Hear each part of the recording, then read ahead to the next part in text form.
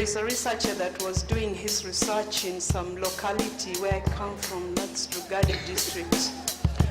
This researcher did a very, very comprehensive research in quotes. And this researcher came up with 100 names.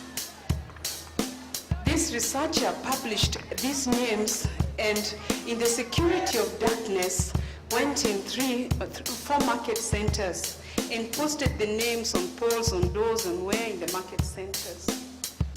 When we woke up in the morning, we found that this researcher was actually warning the residents of Lugari district to beware and be aware of the people living with HIV/AIDS in Lugari district. The consequence? Some of those whose names were on the list were not HIV positive because immediately they went for testing.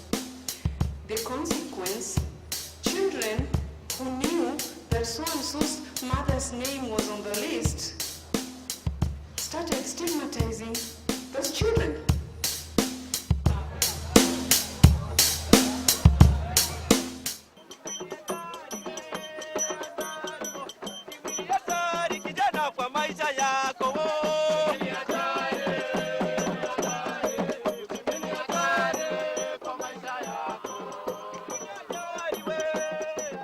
Stories like this are alive every day, everywhere across the world.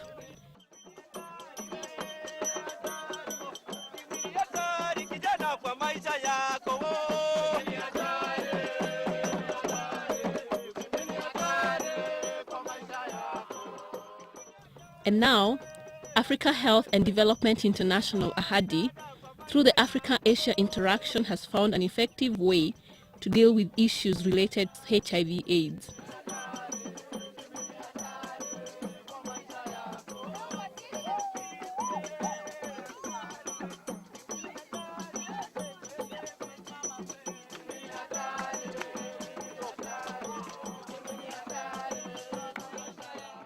I think the Africa-Asia interaction holds a lot of promise. One of the key promises that we can find is that it will really start changing the global discourse on how we tackle this HIV/AIDS epidemic. It is an important pointer to where funders, governments, NGOs and donors and donor community at large really need to start looking about what it is that works with our communities, what it is that doesn't work. We have no other way of assessing this. Purely medicalizing this problem brings in medical solutions. We need solutions that go beyond just medicine. We need the medicine, we need the treatment, we need the care, we need the prevention. But we also need the lived experience, because without that lived experience, we don't have adequate grounding for many of the policies that we have. So AHADI, RAXTI, the Africa-Asia interaction holds a lot of promise for really changing that discourse and really making our programs have impact on the ground. And by doing so, we bring the epidemic closer to home. I think that's what's most important for us. The Art for Action Festival was a one-week-long event aimed at stamping out HIV/AIDS-related stigma and discrimination directed at people living with AIDS.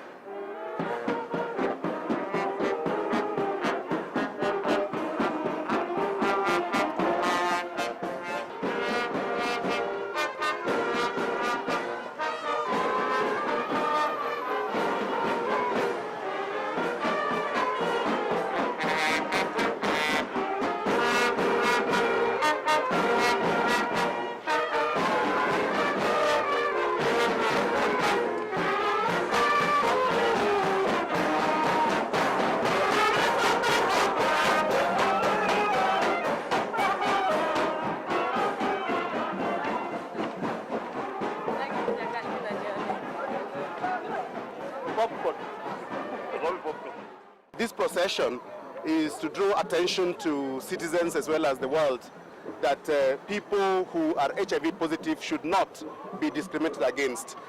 They should be given their rights, they should be given the opportunity to get treatment, they should be given the opportunity for social support, they should be given all sorts of attention that they deserve, because it's actually part of their human rights. Hey, this is a celebration. All we need is love.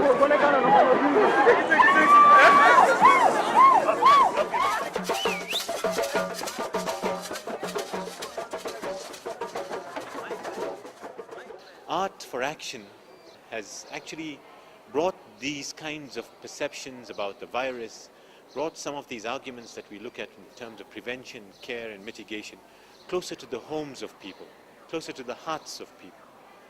And art is one way in which we can connect, like this one common thread between various facets of our society. And this is what's most important for us to realize as we're coming to grips with this epidemic.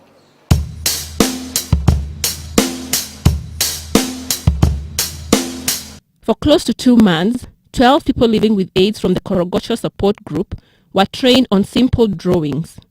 In groups of 2, they drew their life-size images on canvas to reflect how they feel and, most importantly, to communicate to the world.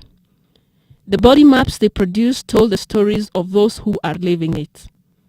Nilipata nafasi mwafaka ya kuchora hii picha ambayo mnaona, na nimejaribu kuelezea kwa michoro feelings zangu kuhusu, kama for example mapenzi, nimejaribu kuonyesha kwa mfano ya heart.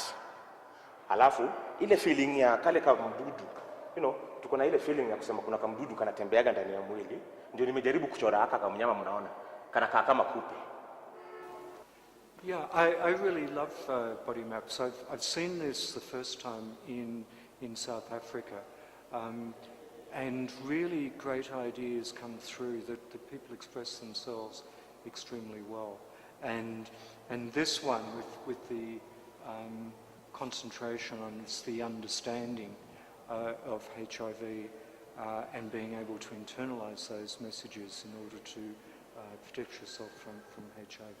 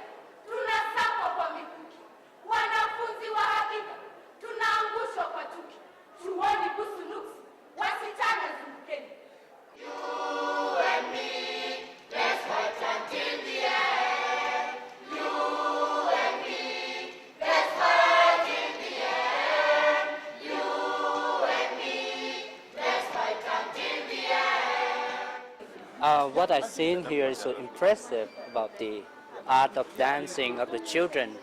So I think this is really impressive for me. And this is the very good way to educate among the young people through art. They can perform and then they can communicate among themselves.